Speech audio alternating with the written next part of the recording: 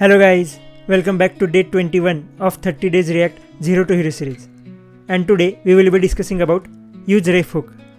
Let's get started. To access and manipulate DOM elements directly, we use document.getElementById in our plain JavaScript. But same thing we can do by using useRef hook in our React projects. useRef hook also used to store mutable values that persist across renders without causing re-renders, unlike useState. So for this, I will create one new component and we'll call it home.jsx. And inside this, I will create one useRef constant. So const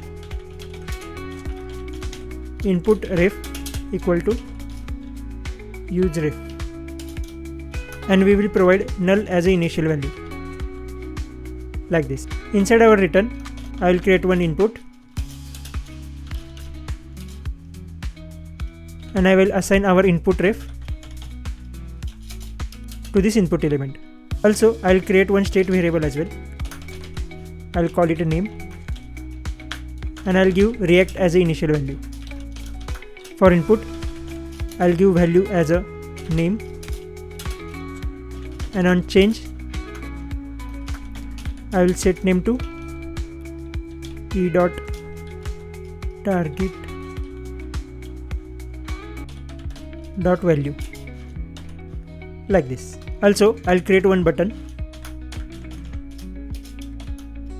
I'll name it as a change name, and I'll create one function. So const change name. So I will use this change name method to change the value of this input without directly updating our useState variable. So how we can do this? By using our ref variable which we have just created. So input ref dot current. So this is the way dot value. So we will set it to React course, like this, and I will assign this change name method to onClick of our button handler.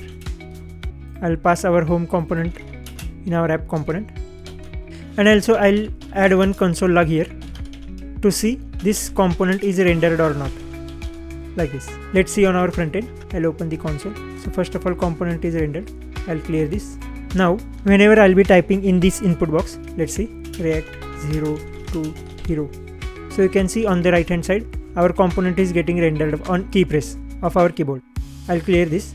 Now I will be changing this name by using our ref, using this click. So let's see, as I'm pressing, so value of this input box got changed to React course, and on the right hand side you can see component didn't get re-rendered. So this is how, by using useRef hook, you can directly manipulate the DOM elements. With this input ref.current, you can manipulate anything. Like let us see, on button click we want to focus that input element. Then I will write this function. I am clicking outside this input box, and whenever I am clicking on the change name button, our input box got the focus. So by using ref, you can change the style, colors, values, etc. So this is how you can use the useRef hook whenever you want to change the DOM element but don't want to re-render that component. And that's it for today's video guys, and I'll see you in the next one. Bye bye.